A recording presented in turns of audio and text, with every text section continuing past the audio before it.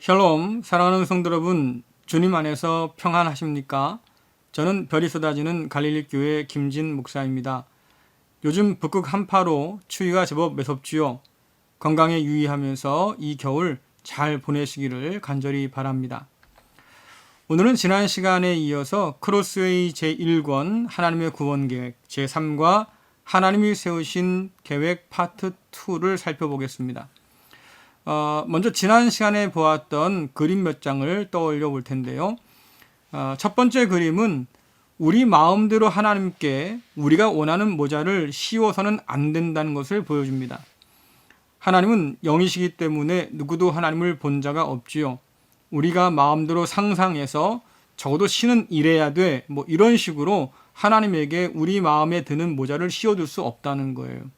하나님은 저와 여러분이 원하는 대로 존재하는 분이 아니십니다. 하나님의 원하시는 대로 저와 여러분이 존재해야 할 사람들인 거죠. 그래서 내 마음대로 하나님께 모자를 씌운다고 하면 성경은 그것이 곧 우상이라고 말합니다. 우리가 우리를 위해서 만들어낸 신이란 뜻이죠. 하나님은 살아계신 하나님이시기 때문에 그런 우상과 비교할 수는 없습니다. 본래의 하나님과 상관없이 우리의 욕망이 빚어낸 하나님, 그런 하나님을 만약 우리가 섬긴다고 하면 우리는 온전한 하나님이 아니라 우리가 빚어낸 우상을 섬길 뿐입니다. 자, 그렇다면 눈에 보이지 않는 이 하나님은 도대체 어떤 분이실까? 우리는 그 하나님을 또 어떻게 알 수 있을까? 사실은 이것이 궁금하잖아요. 의문이기도 하고요. 자, 두 번째 그림을 보면 창조주 하나님에 관한 그림을 우리에게 보여주는데요. 하나님은 모든 만물을 창조하신 하나님입니다. 그래서 온 세계 곳곳에 있는 수많은 피조물들을 바라보면 그 가운데 하나님의 솜씨와 또 지혜를 엿볼 수가 있어요. 뿐만 아니라 우주의 여러 별이라든가 지구의 여러 법칙들을 잘 살펴보다 보면 이것이 하나님께서 정하신 질서대로 그렇게 운행되고 있구나라는 것을 알 수 있지요. 다시 말씀드리면 하나님은 무한한 지혜를 가지고 이 세상을 만드셨습니다. 혼돈 가운데 질서를 만들어내셨고 또 존재하는 모든 것들을 있게 하신 그런 창조주 하나님이라고 성경은 말하고 있습니다. 그래서 이 세상이라고 하는 것은 우연하게 존재하게 된 것이 아니지요. 하나님의 계획과 목적 아래 만들어진 겁니다. 하나님께서 뜻을 가지시고 목적을 가지시고 계획을 세워서 실행하셔서 오늘 저와 여러분이 그리고 온 우주 만물이 존재하게 된 겁니다. 하나님께서 이 모든 만물을 지으신 다음에 하신 말씀이 뭡니까? 참 보기 좋다라고 하셨잖아요. 그래서 하나님께서 특별히 사람을 하나님의 형상으로 창조하신 이후에 주신 귀한 사명이 무엇이냐면 하나님을 온전히 섬기는 것. 그래서 하나님 말씀에 따라 순종하는 것. 하나님께서 맡겨주신 이 온 우주 만물을 잘 돌보고 살피는 것. 특별히 우리에게 주신 귀한 형제와 자매들을 하나님의 사랑으로 사랑하는 것. 이것이 하나님께서 우리에게 주신 그런 귀한 사명입니다. 그래서 우리는 이 사명을 감당하기에 필요한 모든 것들을 하나님께로부터 공급받습니다. 그래서 그림 보면 하나님은 사방으로 화살표가 되어 있는 원으로 되어 있잖아요. 시작도 끝도 없는 완전하신 하나님. 또 어느 방향으로도 자유롭게 움직일 수 있는 그런 어떤 자유와 또 주권을 가진 하나님. 그리고 화살표가 계속해서 밖으로 향하고 있지 않습니까? 하나님으로부터 모든 좋은 것이 끊임없이 흘러나와요. 생명, 또 사랑, 자유, 기쁨, 우리가 하나님 안에서 누릴 수 있는 모든 은혜가 계속해서 흘러나오고 있습니다. 그 하나님의 은혜를 우리가 받아서 형제와 자매 또 모든 피조물들에게 나누어 주는 거죠. 이것이 우리에게 주신 사명이고 이 사명을 감당할 때 우린 비로소 하나님의 목적대로 존재하는 그런 사람이 될 수 있는 겁니다. 그러므로 그 삶을 통해서 하나님께 영광 돌릴 수 있는 거지요. 자, 그런데 두 번째 그림 보면 인간의 어떤 타락으로 인해서 모든 관계가 부서진 모습들을 볼 수 있습니다. 인간의 탐욕으로 우리가 하나님께 불순종했지요. 또 하나님 것을 취하기 위해서 뺏기 위해서 우리가 반역했다고 성경은 말합니다. 그로 인해서 하나님과의 모든 관계가 끊어지고 파괴됐어요. 그뿐 아니라 우리가 섬겨야 할 피조물과 또 형제와 자매와의 관계 속에서도 여전히 우리는 파열음을 겪고 있는 중입니다. 그래서 죄라고 하는 것은 단순히 법을 위반한 것을 의미하는 게 아니에요. 성경이 말하는 죄라고 하는 것은 사람이 하나님을 향하고 이웃을 향해 사는 것이 아니라 자기 중심적으로 사는 것, 자기 중심적으로 생각하고 자기 중심적으로 행동하는 것, 그래서 하나님과 이웃은 안중에도 없는 것, 그것이 바로 죄입니다. 이런 사람들은 자기를 위해서 우상을 만들어 섬기지요. 바울이 말합니다. 탐심은 곧 우상 숭배다. 다시 말하면 우리 마음 가운데 탐심이 있기 때문에 하나님께 순종하기를 거역하고 우리가 나름대로 우상을 만들어서 우리의 욕망을 채우려고 한다고 하는 거지요. 다시 말씀드리면 우리가 하나님을 내 손에 꼭 쥐고 싶은 겁니다. 그래서 결국 하나님의 형상으로 창조되어서 하나님을 닮아야 할 사람이 자기 형상으로 만든 우상을 만들어 놓고 그 우상을 닮아가고 있는 거죠. 자, 그래서 우리가 오늘 살펴본 그림을 보면 사람이라고 하는 존재는 이렇게 둘 중 하나를 택할 수밖에 없는 상황에 놓여 있다고 하는 거예요. 그래서 맨 위에 보시면 하나님이 계시고 그 밑에는 화살표가 있죠. 하나는 양방향으로 하나님과 또 이웃을 향해서 펼쳐가는 양방향의 화살표가 있고요. 하나는 그저 나로부터 시작해서 나로 끝나고 있는 죄악의 화살표가 있습니다. 우리는 이 둘 중에 하나를 택할 수밖에 없다고 하는 거예요. 그래서 우리의 전부를 가지고 하나님을 섬기든지 그렇지 않든지 우리는 둘 중에 하나를 택할 수밖에 없는 그런 상황에 놓여 있습니다. 그래서 하나님 앞에서 우리가 얻게 된 선택이라고 하는 것은 말씀을 따라서 순종함으로 하나님을 섬길 것인가 아니면 탐욕을 따라서 불순종함으로 나 자신을 섬기며 살 것인가, 이 갈림길 가운데 우리가 지금 놓여 있는 거지요. 신앙이라고 하는 것은, 믿음이라고 하는 것은 이 갈림길 가운데서 하나님 보시기에 좋은 편, 또 우리에게 생명을 가져줄 수 있는 그런 편을 택하는 것, 그것이 바로 신앙이지요. 자, 말씀 읽겠습니다. 신명기 30장 19절부터 20절 말씀인데요. 오늘 내가 하늘과 땅을 증거자로 삼고 여러분 앞에 생명과 죽음, 복과 저주를 내놓았으니 이제 생명의 길을 고르시오. 그러면 여러분과 여러분의 자손이 살 것이요. 여러분의 하나님 여호와를 사랑하시오. 여호와께 복종하고 여호와 곁에서 떠나지 마시오. 그러면 여호와께서 여러분의 조상 아브라함과 이삭과 야곱에게 주겠다고 맹세하신 땅에서 여러분이 살 수 있을 것이요. 아멘. 이 말씀은 가나안 땅을 눈앞에 둔 이스라엘 백성 앞에 모세가 나타나서 하나님의 율법을 다시 한번 알려주는 겁니다. 그리고 나서 한 말이 뭡니까? 이 율법을 너에게 두는데 이 율법 따라 살 건지 아니면 너희 마음대로 살 건지 정해야 된다, 그 말이에요. 그래서 하나님의 뜻을 따라 사는 것은 결국 뭡니까? 생명을 고르는 길이다. 그 하나님의 뜻을 따라 사는 것이 곧 하나님을 사랑하는 것이다. 하나님은 그런 자의 삶에 복을 주신다. 이런 말씀을 하는 거죠. 여러분, 율법이라고 하는 것은 하나님과의 관계를 지켜가는 지혜를 담아 놓은 겁니다.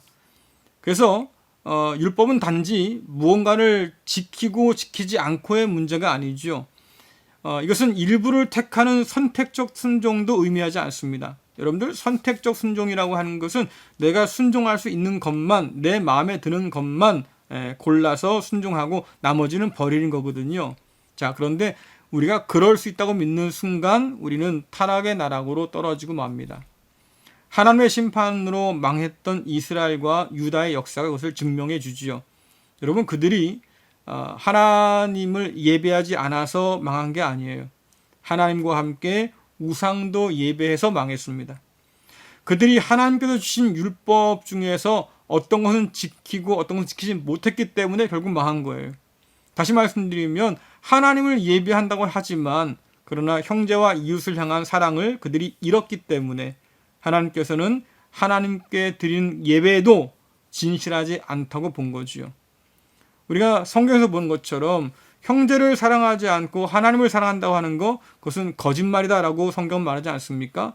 마치 그 말씀처럼 여러분, 우리는 하나님을 사랑하는데 이웃 사랑하지는 않는다. 이것을 선택할 수 있는 사람들이 아니에요. 하나님께서는 우리에게 주신 말씀처럼 하나님도 사랑하고 이웃도 사랑하라고 우리를 택하시고 불러주신 분이시지요. 마가복음 12장 29절부터 31절 말씀 읽겠습니다. 예수님께서 대답하셨습니다. 가장 중요한 계명은 이것이다. 이스라엘아 들어라. 주 우리 하나님은 한 분이시다. 내 모든 마음과 모든 영혼과 모든 뜻과 모든 힘을 다하여 주 너희 하나님을 사랑하여라. 두 번째로 중요한 계명은 이것이다. 내 이웃을 내 몸같이 사랑하여라. 이 계명들보다 더 중요한 계명은 없다. 아멘. 주님께서 계명을 요약하셨잖아요. 하나님 사랑하고 이웃 사랑. 이것이 뭐가 더 중요하다 이런 게 없어요. 둘 다 똑같이 중요하다. 동전의 양면처럼 똑같이 있어야 의미 있다고 하는 거지요. 자, 그래서 내 모든 마음과 모든 영혼과 모든 뜻과 모든 힘을 다해라. 이것은 결국 뭐예요? 우리의 삶 전체를 다 담아서 하나님 사랑하라 그 말이에요. 흔히 우리가 쓰는 말처럼 올인해라 그 말이죠. 하나님께. 근데 그 하나님께 올인한다고 하는 것은 어떤 의미냐면 하나님이 명하신 그 계명을 지키는 것인데 말씀해 보니까 내 이웃을 내 몸처럼 사랑하라고 하는 계명을 하나님께서 주셨습니다. 그러니까 이것을 지키며 사는 것이 곧 하나님을 사랑하는 일이에요. 주께서 말씀하시죠. 내가 너에게 새 계명 줄 텐데 나를 사랑한다고 하면 이 계명을 지킬 거야 라고 말씀하시잖아요. 우리의 사랑, 주님을 향한 하나님을 향한 우리의 사랑은 하나님 말씀대로 성도와 이웃을 섬기는 데 있습니다. 이것이 온전히 이루어질 때 비로소 저와 여러분은 하나님께서 목적하시는 그런 목적에 합당한 사람으로 살아갈 수 있는 거지요. 자, 다시 한번 그림을 보겠습니다. 여러분 그림 보시면 맨 위에 하나님이 계시잖아요. 그리고 그 밑에는 선택적 두 가지의 길이 있습니다. 하나님과 이웃을 섬길 것이냐 아니면 나를 섬김으로 죄악 가운데 그냥 살 것이냐 우리는 그렇게 선택해야 할 기로에 서 있다고 하는 거지요. 자, 그런데 오늘 주께서 말씀하신 것처럼 마음이나 목숨이나 힘이나 뜻 이 모든 것을 가지고 사람들은 나만을 위해 살 수도 있어요. 여러분 그런 사람들 세상에서 많이 보지 않습니까? 남은 알 것 없고 그냥 나만 살면 되는 사람들. 오늘날 개인주의가 아주 극에 달했죠. 이기적인 어떤 개인주의가 극에 달해서 다른 사람은 알 거 없다. 나만 잘 살면 돼. 이런 사람 많아요. 다른 사람의 불행들 나와 관계 없으면 괜찮다 그 말이에요. 그렇기 때문에 이런 자기를 위한 삶은 결국 죄악적인 삶인데 삶의 모든 것들을 다 거기에 쏟아부을 수도 있다는 겁니다. 그런데 하나님께서 우리에게 원하시는 것은 삶의 모든 영역에서 하나님이 주신 모든 것으로 하나님과 이웃을 섬기는 삶을 결단하라고 하는 거지요. 그래서 마음은 의지를 말해요. 말씀에 결단해서 순종하는 것, 곧 마음이지요. 또 목숨은 우리 안에 있는 감정이나 아니면 욕구를 말하는데 여러분들 탐심이 우상숭배의 죄라고 했지 않습니까? 내 마음대로 욕망하는 것을 얻고야 말겠다 뭐 이런 거잖아요. 자, 그런데 이런 감정이나 욕구조차도 하나님께서 다스릴 수 있도록 내어드리는 거. 또 힘이라고 하는 것은 건강이나 신체력을 말할 수 있는데요. 이것은 내 마음대로 내 몸이니까 마음대로 할 수 있어. 이게 아니고 절제하고 관리해서 건강한 몸을 가지고 하나님께 영광 돌리는 데 쓰는 것. 뭐 이런 것을 말할 수 있습니다. 그 다음에 지성이라고 하는 것은 뜻이라고 하는 것은 지성을 말합니다. 아는 거예요. 근데 이 안다고 하는 것이 단지 그냥 공부해서 머리로만 아는 것이 아니고요. 하나님을 안다고 하는 것은 하나님을 경험하는 겁니다. 형제를 안다고 하는 것은 형제를 경험하는 거예요. 우리가 역지사지라고 하지 않습니까? 그 사람 입장에서 생각을 바꿔보고 그 사람 입장에 서서 그를 도와줄 수 있는 것, 그와 함께 공감할 수 있는 것, 그에게 귀를 기울여줄 수 있는 것. 여러분 이것이 뜻을 아는 것, 지성이라고 성경은 말하고 있는 거죠. 그래서 이 모든 차원에서 우리가 하나님을 섬길 수 있고 이 모든 것으로 형제를 섬길 수 있을 때 비로소 우리가 창조의 목적대로 살아가는 사람이라고 오늘 말하고 있는 거예요. 자, 가운데 보시면 여러분들 제가 얼굴을 하나 그려 넣었습니다. 이 얼굴은 하나님께서 우리에게 요구하시는 그 모든 것들에 대해서 기뻐하고 만족하면서 순종하려고 하는 그런 표정인데요. 나머지 한번 주변에 보세요. 여러분들은 어떤 얼굴을 그 가운데 그려 넣을 수 있을까요? 우리는 하나님께서 기뻐하신 것을 택할 수도 있지만 반대로 그것을 싫어할 수 있어요. 그래서 분노할 수 있죠. 선택적인 상황 속에서 야 이게 고민된다, 난감하다, 좀 당황스럽다 이럴 수 있습니다. 꼭 둘 중에 하나 택해야 되는 거야? 뭐 이렇게 생각할 수 있잖아요. 또 의심할 수도 있습니다. 하나님과 이웃을 위해 섬기는 것이 정말로 의미 있는 것일까? 의심될 수 있잖아요. 그러니까 선뜻 뭔가 선택하지 못하는 그런 삶을 할 수도 있겠죠. 또 어떻게 보면 제일 위에 보시면 장난이라고 있는데 이것을 심각하게 생각하지 않는 거예요. 하나님께서 저와 여러분에게 요구하시는 일에도 불구하고 이것을 심각하게 생각하지 않아요. 그냥 장난으로 받아들이는 거지요. 하나님이 뭐 어딨어? 그냥 내가 그냥 살면 되는 거지. 별로 그 말씀에 심각하게 생각하지 않는 거예요. 자, 그렇기 때문에 우리는 여러 표정을 가지고 하나님의 요구 앞에 설 수 있습니다. 그러나 우리 정말로 믿는 사람이라고 하면 부족하지만 그래도 하나님의 뜻을 기뻐하면서 그 길들을 걸어가는 것, 하나님 말씀 앞에 순종하는 것, 이것이 우리의 모습이 되어야 되지 않을까 생각이 듭니다. 자, 이제 전체적인 큰 그림 한번 보려고 그래요. 창조의 하나님은 1번 그림 보니까 이렇게 박스 안에 들어가 있지 않지요. 제가 지난 말씀드렸습니다. 하나님은 어디에 갇히는 분이 아니라 그랬어요. 마음대로 자유롭게 운행하시는 분이시고 뜻한 대로 행하시는 분이시고 그런 주권자이신 분이죠. 아무도 하나님을 제한할 수 없습니다. 제한이 없으신 무한하신 하나님, 인간의 어떤 생각이라든가 관념에 갇히지 않는 하나님, 사람의 손에 길들여지지 않는 하나님, 그분이 바로 1번에 보는 그림이 표현하는 하나님이에요.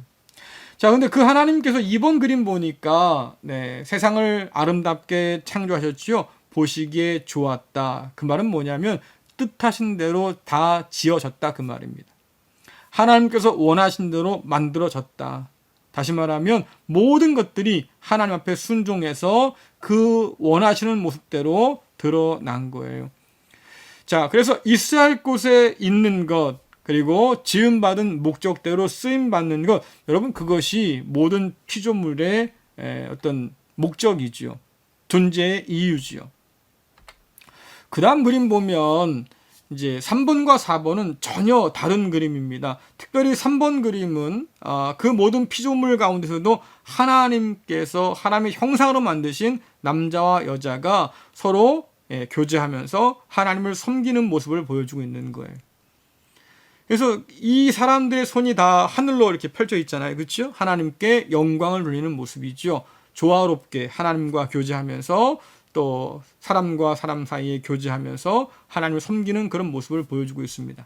그런데 네 번째 그림 보니까 완전히 관계가 단절됐어요. 하나님은 변함이 없습니다. 하나님은 계속해서 공급해 주시려고 하시는데 사람이 받지를 않아요.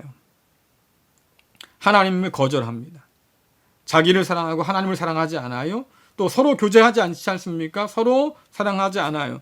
그래서 성경이 말하는 죄라고 하는 것은 아까도 말씀드렸지만 단순히 법조항을 어긴 것이 죄가 아니에요.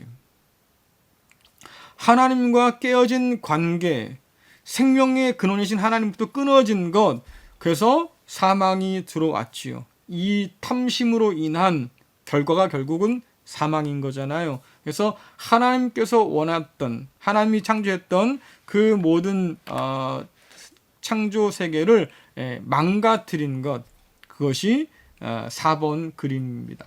그래서 맨 밑에 보시면 그 해골이 하나 그러지 않습니까? 이건 사망이에요. 인간의 욕망으로, 탐욕으로 하나님과의 관계가 단절되고 들어왔던 사망. 생명의 그런 대신 하나님으로부터 끊어진 인간의 어떤 모습을 보여주고 있는 거지요.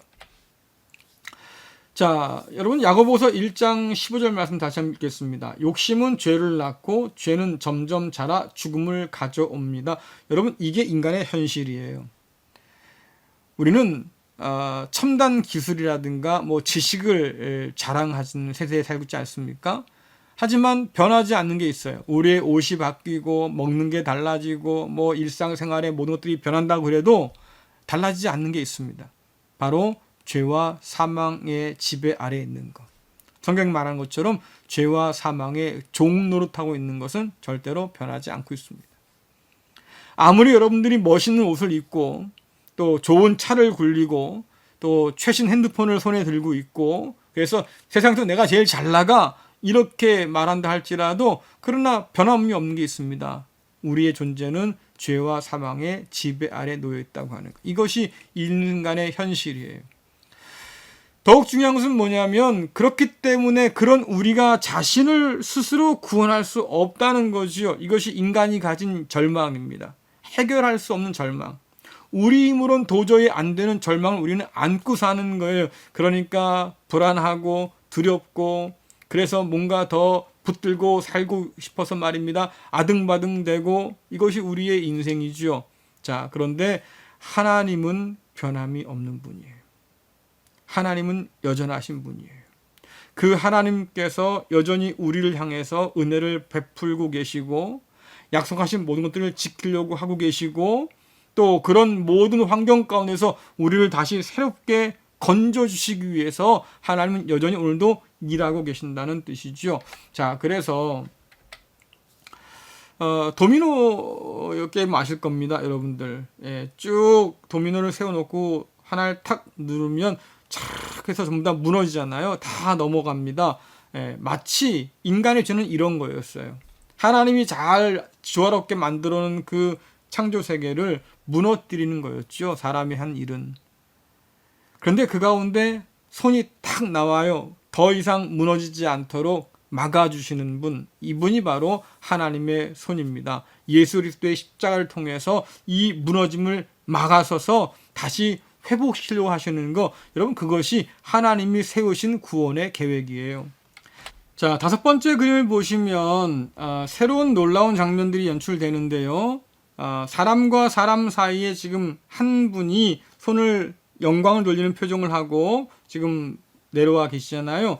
바로 예수님이시죠. 어떻게 할 수 있냐면 다른 양옆에 있는 사람과 달리 예수님은 흰 원이 하나 더 그려져 있습니다. 하나님의 영광을 가지고 오신 분인 거예요. 자, 그런데 그 하나님께서 예수님을 이 땅에 보내주셔서 예수님이 이 땅에 오셔서 하신 일이 뭡니까? 그 옛날 하나님이 원했던 것, 다시 말해서 하나님이 주신 그 모든 것을 통해서 사람을 섬기는 것, 이것이 주께서 행하신 일이죠. 그래서 하나님의 형상이 망가진 인간에게 하나님의 형상을 보여주기 위해서 오셨어요. 이것이 하나님이 지으신 진짜 사람의 모습이다 라고 보여주신 거죠. 또 어둠에 빠진 인간에게 빛으로 오셨습니다. 그래서 예수님께서는 길이요 진리요 생명이라고 그래요. 그 주님을 따라서 가면 하나님께서 원하시는 모습을 살 수 있다는 거죠.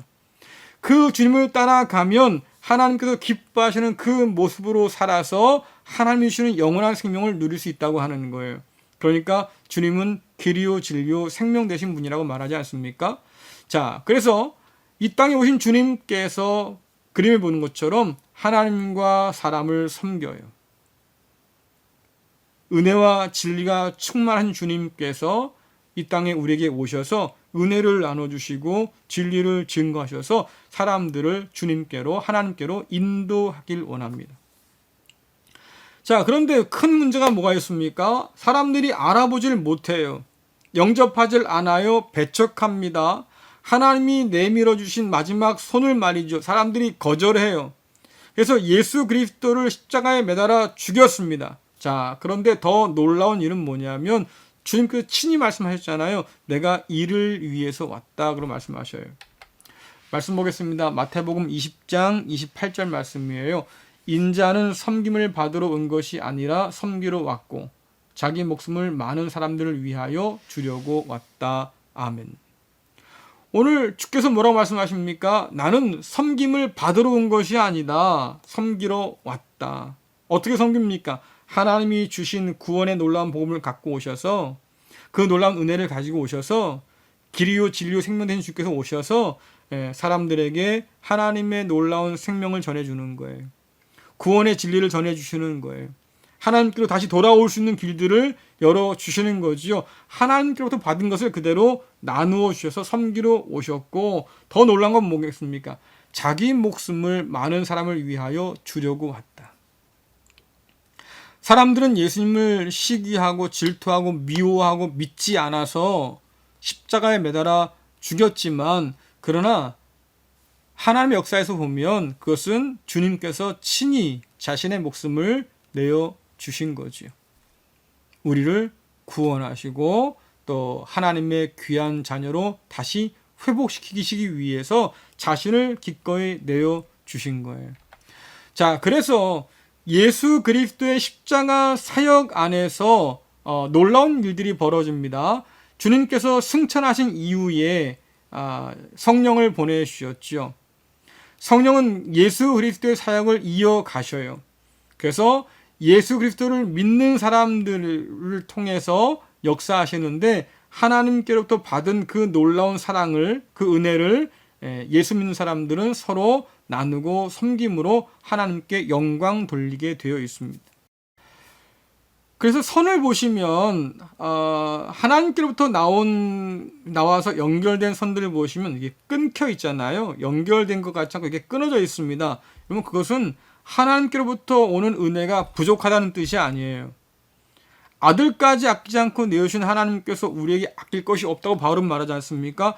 자, 그래서 하나님이 우리에게 부어주시는 은혜는 여전하신데, 문제는 뭘까요? 우리가 오락가락하는 거예요. 우리가 아직 완전하지 않다는 거죠. 우리는 성령의 법과 육체의 법 사이에 지금 끼어 있습니다. 그래서 7번 그림 보시면 사람이 이렇게 하나님께 영광을 돌리고 있긴 하지만, 그렇죠? 십자가라고 하는 것이 옆에 있고, 그래서 그 안에 죄라고 하는 게 있잖아요. 자기를 섬기는 거. 자, 우리는 자기를 섬기고 싶은 육체의 욕망을 안고 있어요. 동시에 성령께서 우리에게 주시는 하나님과 이웃을 섬기도록 하는 그 놀라운 마음도 가지고 있습니다. 이 둘 사이에서 우리는 지금 갈팡질팡하고 있는 거예요. 자, 우리에게 소망이 되는 건 뭐냐면 우리가 점점 더 나아진다는 거죠. 점점 더 나아져요. 성령의 지배 아래 자신을 내려놓을 때 육체의 소욕을 이겨내고 성령의 뜻에 순종하게 되는 그런 모습으로 우리가 점점 더 변하고 바뀌고 자라가고 있습니다. 이것을 다른 말로 성화라고 그래요. 하나님께서 원하시는 모습들로 그렇게 자라가는 것. 지난주에 말씀드렸죠. 저와 여러분은 완전하지 않습니다. 서로에게 완전함을 기대하는 것은 그건 너무 지나친 기대예요. 실망할 수밖에 없는 거지요. 내가 완전하지 않다는 건 내가 잘 알잖아요. 내가 완전하지 않다고 하면 저 사람도 완전할 수가 없는 거지요. 우리가 서로에게 완전할 수 없다는 것을 인정할 때 그래서 우리는 좀 자유로울 수 있어요. 그리고 어떤 완전에 대한 강박에서 벗어나서 오히려 우리가 하나님의 선한 뜻을 따라서 주님을 닮아가는 길을 믿음으로 걸어갈 수 있는 거죠. 자, 그림 보시면 사망이 바뀌었어요. 왜냐하면 예수님께서 사망 권세를 이기시고 부활하셨기 때문에 해골이 있던 그 부분에 이제는 문이 하나 있습니다. 문인데 문이 사이사이가 이렇게 비었잖아요. 다시 말하면 그 틈으로 뭔가를 내다볼 수 있는 거예요. 사망이 영원한 문으로 바뀌었는데 그 영원한 문은 결국 그리스도 예수의 십자가를 바라보고 그 은혜를 구한 사람에게 주어지는 영원한 생명입니다. 자, 그런데 예수 그리스도를 통해서 하나님과의 관계가 회복된 사람에게 영원이라는 것이 주어질 텐데 문제는 그것이 아직 완성된 게 아닌 거잖아요. 이미 주어지긴 했지만 그러나 아직 완성된 것을 우리가 누리는 건 아닌 겁니다. 마치 달리기 하는 사람이 출발선에 출발은 했어요. 그래서 열심히 뛰어가는데 아직 결승선에 도착하지 않은 것 같은 거지요. 자, 그래서 우리가 그 문틈으로 바라본 미래의 약속들이 뭐겠습니까? 바로 8번 그림이에요. 주님께서 다시 오실 때에, 새하늘과 새 땅이 임할 때에, 땅에 대한 모든 저주가 다 풀릴 때에 우리가 그리스도 예수의 모습으로 완전하게 변할 것이다.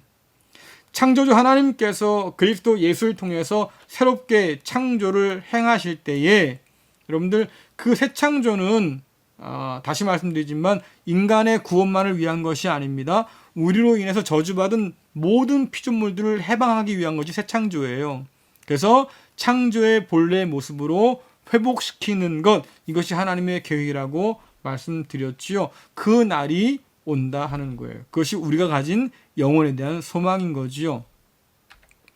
말씀 보겠습니다. 요한일서 3장 2절 말씀. 사랑하는 친구들이여, 우리는 분명한 하나님의 자녀입니다.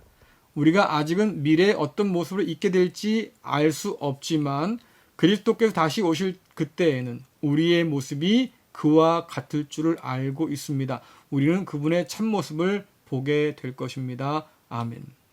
주님께서 다시 이 땅 가운데 오실 때에 우리가 주님 모습처럼 하나님과 온전한 관계가 회복되어서 하나님께 영광 돌리고 또 서로 섬기는 그런 아름다운 창조 때의 모습으로 우리가 회복될 것이라고 성경은 말해주고 있는 겁니다. 자, 그래서 이 모든 이야기를 생각해 볼 때에 도대체 하나님 어떤 분일까? 이제 답을 좀 내릴 때가 됐잖아요. 아들을 통해서 우리뿐 아니라 온 만물을 회복시키고 싶은 것이 하나님이에요.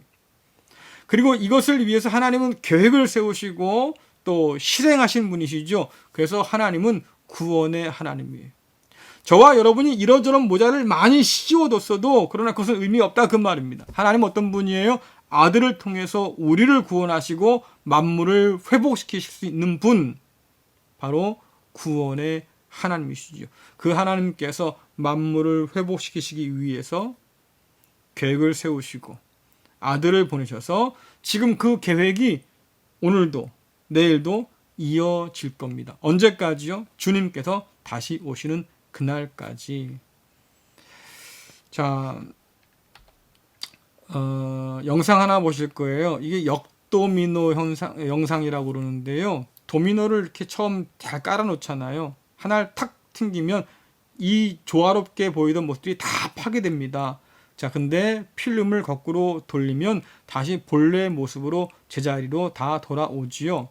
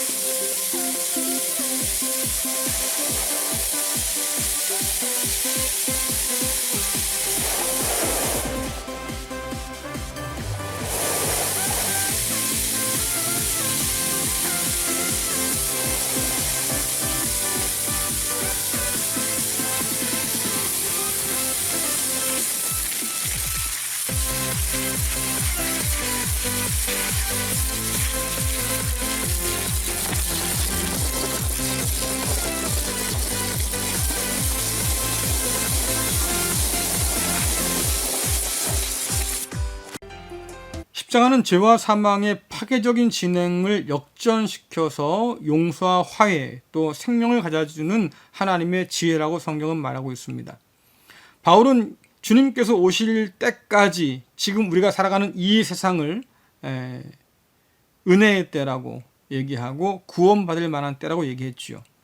다시 말하면 그 때가 오기까지 아직도 저와 여러분에게는 기회가 있다고 하는 것이고, 지금 이 기회를 우리가 잘 붙들어서 하나님께서 원하시는 그런 아름다운 삶을 살고자 결단하고 그리스도 예수의 본을 따라서 따라간다고 하면 마지막 오실 그날에 우리가 주님처럼 영원롭게 변화될 것이고, 더불어서 모든 피조물들이 완전히 회복되는 새하늘과 새 땅이 우리에게 주어질 것이고, 거기서 우리는 하나님께 최초의 모습처럼 하나님께 영광 돌리며 서로 섬기며 살아갈 수 있다고 하는 것, 이것이 기독교가 갖고 있는 희망이고 하나님께서 가지고 계신 구원의 계획이지요.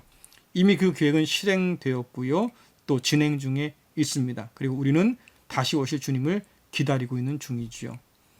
이렇게 큰 하나님의 계획 안에서 하나님의 뜻을 이해하고 믿음의 길을 걸어가는 것이 우리에게 참 소중한 일입니다. 모쪼록 여러분들 하나님께서 회복시킬 아름다운 모습들을 기대하면서 어렵지만 하나님의 계획들을 바라보면서 믿음의 길을 한 걸음 한 걸음 꾸준하게 포기하지 말고 걸어갈 수 있기를 간절히 축원합니다. 기도하겠습니다. 좋으신 하나님 아버지, 참 감사합니다. 우리에게 지혜를 허락하여 주셔서 하나님의 구원 계획을 바로 이해하고 또 그 모든 계획에 동참함으로 순종할 수 있도록 믿음과 은혜를 더하시기를 간절히 원합니다. 하나님, 우리가 우리의 삶의 모든 것을 다 드려서 또 삶의 모든 영역에서 하나님을 사랑함으로 섬기며 살 수 있기를 간절히 원합니다. 주님께서 우리에게 보여주신 섬김의 본을 따라서 하나님을 섬기고 또 이웃을 섬김으로 하나님께서 창조하신 창조의 목적대로 살아가는 복된 자 될 수 있도록 인도하여 주옵소서. 하나님 아버지, 여전히 우리는 더딘 걸음으로 한 걸음 한 걸음 걷고 있습니다. 부족한 것이 많고 우린 자주 넘어지고 쓰러지는 그런 연약한 사람들입니다. 아버지, 성령으로 우리에게 허락하여 주셔서 우리를 더욱더 견고히 세워주시고 흔들림 없이 주의 길을 뒤따라 걸어가는, 마침내 주님께서 오실 그날에 새하늘과 새 땅에서 하나님께 영광 돌릴 수 있는 복된 자로 삼아 주옵소서. 예수님의 이름으로 기도드리옵나이다. 아멘. 네, 마치겠습니다. 우리 사랑하는 갈릴리 성도 여러분, 늘 주님 안에서 평안하시고 이 한 주간도 승리할 수 있기를 간절히 바랍니다. 마치겠습니다.